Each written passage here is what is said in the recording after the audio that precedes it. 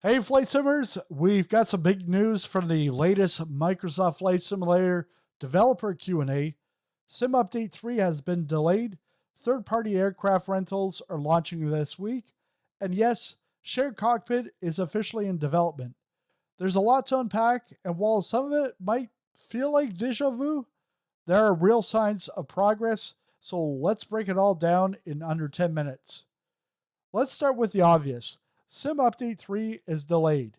It was aiming for a July 29th release, but Microsoft says a few final optimizations are still in progress, mostly VRAM usage and performance stutters. No confirmed date, but they say very close. I would give it an extra week or two, so maybe the second week of August? We'll have to wait and see. But that said, SU3 is packed with fixes, over 2,000 bugs squashed, new lighting effects, mission tweaks, and glass cockpit adjustments, and major updates to over 40 aircraft. Now, notably missing from that list is the C-17 Globemaster. Chat lit up during the stream asking when an update would drop for that aircraft. It's clearly a favorite, and the silence was frustrating. The devs didn't address it live, but it's on the community's radar now. So yes, SU3 is delayed again, but if you really want to see what's new, just join the beta. Honestly, the sim runs great for me. Next up, marketplace rentals are now live for third-party developers starting this week. You'll be able to rent aircraft for 1, 3, or 7 days, and in some cases even get a free 1-day trial. If you buy the plane after renting, the rental cost gets deducted from the purchase price within a certain time frame. This is huge. No more guesswork before dropping $40 on a plane you might not love, or like buying these quote-unquote professional aircraft that have professional in their title, but are like far from it. You can tell by the price if you didn't notice already. Microsoft is encouraging devs to make rentals available from day one, and several are already on board. Now, here's the exciting part. Shared Cockpit is officially in development. So I guess maybe in like 2 years, Marsh and I will be able to do the next episode of Two Idiots Try to Fly, in a shared cockpit natively rather than, having to use a third-party app. Hey, Microsoft, Asobo, why don't you just get those devs to just work with you?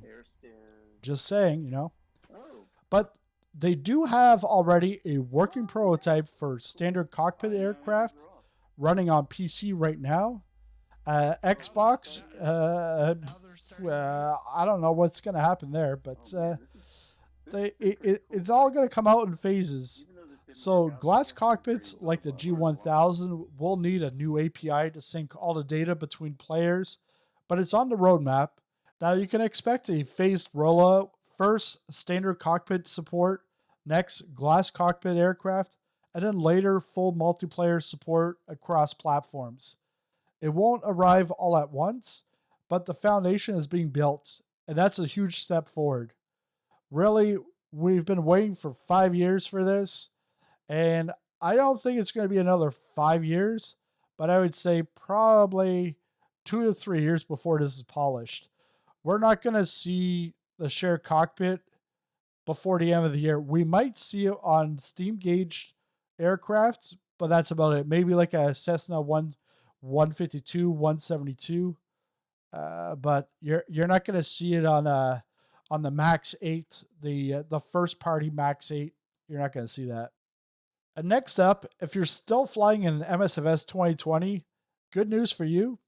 The devs are porting many of the 2024 aircraft back to 2020, starting with the CL-415. That is the water bomber and the Optica. They're aiming to release about 3 aircraft per week through the end of the year.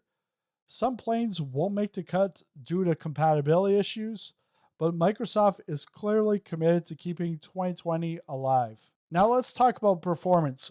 Microsoft is continuing to optimize VRAM usage, and they've already freed up several gigabytes.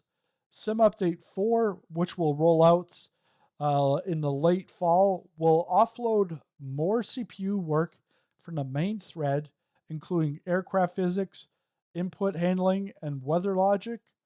That should lead to fewer stutters, especially on final approach in complex airports.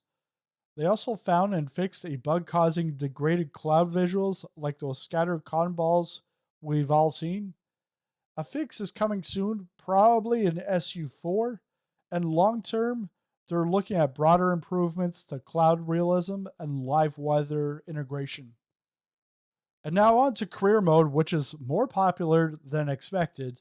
Over 35% of players are using it regularly, but one major hurdle, Airbus and heavy jets can't yet be certified for career mode. And why is that? The sim can't consistently spawn them in midair with proper airspeed, which breaks missions. The fix involves reworking spawn logic and updating airspeed calculations. It's coming, but not ready yet. As for the long-term vision, the team wants to support multiplayer career mode, virtual airlines, and global goals. No dates, but it's all on their radar. And what I mean on their radar, I bet we're not going to see that until 2050. I'm not trying to be pessimistic, but hey, when you got a big machine and it takes a lot of manpower and woman power to develop this stuff, progress ends up being slow. Like, especially when you're all over the place because, hey, I might say, hey, I want a bush plane and I want the ailerons to look like this. And then Joe then says, hey, well, I want a 737 and I want this in the cockpit. And then Bob says, hey, DLSS is not working for me. You see what I mean? It becomes like they're chasing problems all over the place. But that's what happens when you're a big company. And some other improvements that they're looking at is looking at the UI. That's being reevaluated. Microsoft's own user research team is working on redesigning the marketplace, menu transitions, and navigation clutter. They've also acknowledged that WASM crashes mid-flight are still an issue. A new save and restore API is in development, so in the future, aircraft might be able to recover from crashes without restarting the sim. And here's what's coming ahead over the next couple of months. We've got City Update 12. That is going to be in Europe somewheres, but it's going to be revealed on August 20th at Gamescom. The next Make Good Aircraft is going to be a Rotorcraft, and that's also going to be launching at Gamescom. They'll make the announcement there on the 20th. Photographer mode and bush trips, those will return in 2025, probably into 2026, I would say. And photographer mode, that would be adding to that mode. And then bush trips, trying to get that back into the sim because it's been missing since 2020. Landing challenges are getting revamped scoring. Again, that's like probably by the end of the year or maybe Q1, Q2 of next year. So in the next year, we'll be seeing that. Gifting is still planned for Sim Update 4, and Sim Update 4 will be performance focused with more model matching improvements. So yes, another Sim Update delay. Maybe this Q&A wasn't packed with surprises, but you know what? If you're in the beta, the sim is already in a great place. Performance is solid, aircraft are improving, and features like shared cockpit and rentals are finally becoming real.